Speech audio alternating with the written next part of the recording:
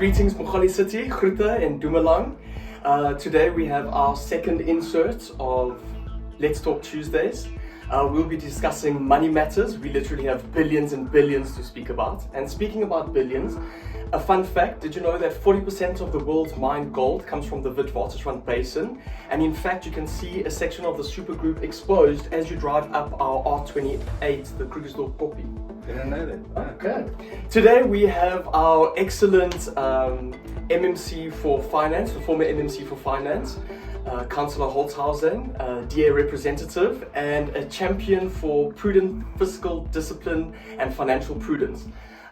We have today a section dealing explicitly with money, as we have heard the maxim, time is money. So let's get right into it. We'd like to know some of the interventions that you did while in the executive as the DA MMC for Finance that are currently yielding results. While they were implemented in the 2022-23 financial year, we're starting to see some of these positive outcomes like the S.1 debt relief program, the capacitation, the savings on interest costs, as well as having a funded budget finally. Yeah. If you could go into some of those. Yeah, good morning everyone. I think the first thing, it's important to know that we're a team that worked in those days, and that some of the yields that we've shown is, firstly, we did an application to Eskom for debt relief, and we received debt relief of 216 million. So if you look at that debt relief and the interest saving on that, it's in the region of about 20 million a year. If you add it up, it comes to a big amount. Then secondly, in our term, under your leadership, we also did the insourcing item where we bought our own trucks and our own fleet. And that saving over 3 years was 533 million over those 3 years, which is a huge saving. And obviously, you know, looking at the bigger picture, that creates also some jobs in insourcing the own drivers and our own workers there. So it stimulates the economy as well.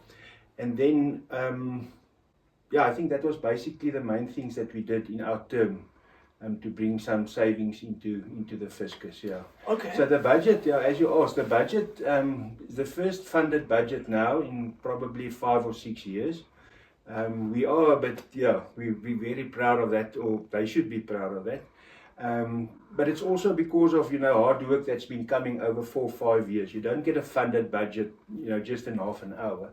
It's discipline and changes of policies and grants and stuff like that will help you to come to a funded budget. So, funded budget, we as the DA are a little bit weary about this funded budget.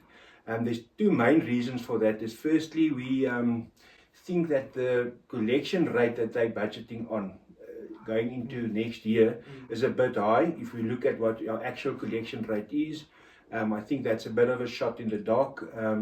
But we hope for the best. And then secondly, with this new electricity tariffs, that's a big topic. We'll have a separate discussion on those tariffs, I think, because it's a huge topic.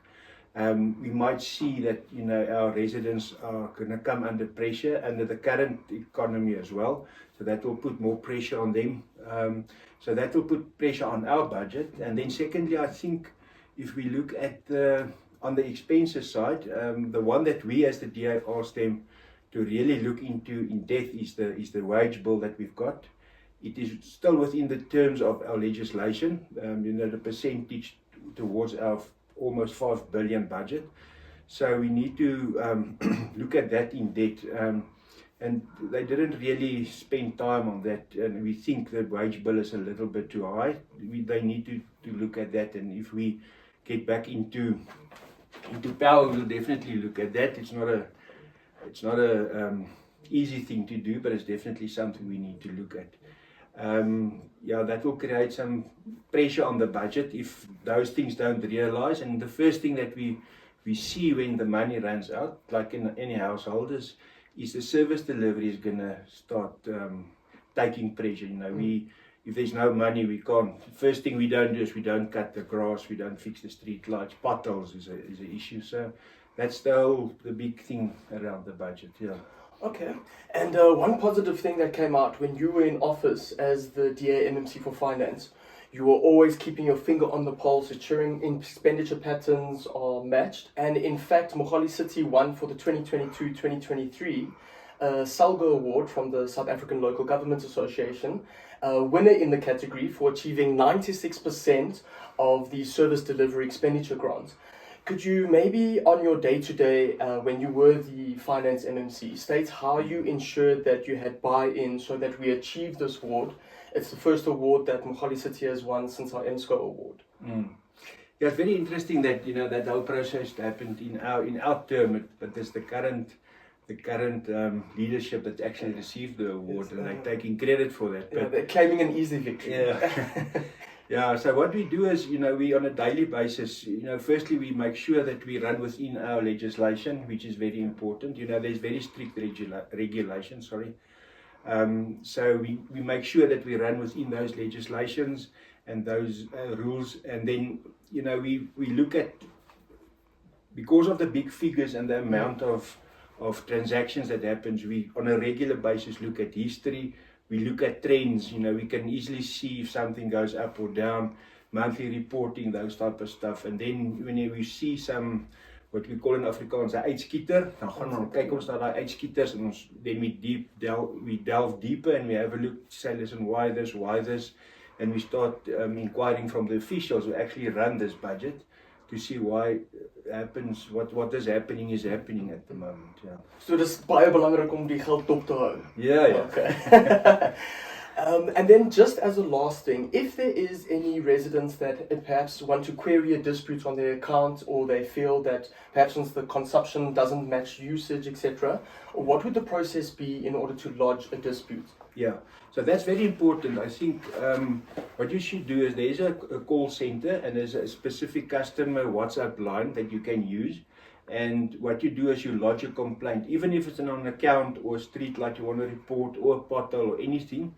You do it on that platform. The reason for that is you should get a reference number. It doesn't always happen, but you can then get a reference number. And if there's no joy for your question or your request that you've got, with that reference number, you can go to your local councillor, and they will take that reference number and the people that actually responded to you, and go to them and say, listen, but this and this and this, and then we can escalate it and sort it out from that way. So on the accounts specifically, there's a account query form that you can fill in. Okay. If you want to go to the municipality, there's an account query form you can fill in, hand it in, and that form we can then use to follow up on your query. Okay. Yeah, so we go into council quite a lot to sit down with accounts, queries, water meter, stuff like that. So all those issues we tend to, but we need to get that from the customer, the resident. Yeah. Okay, and if the residents need to find your councillor, you can log on to www.da.org.za,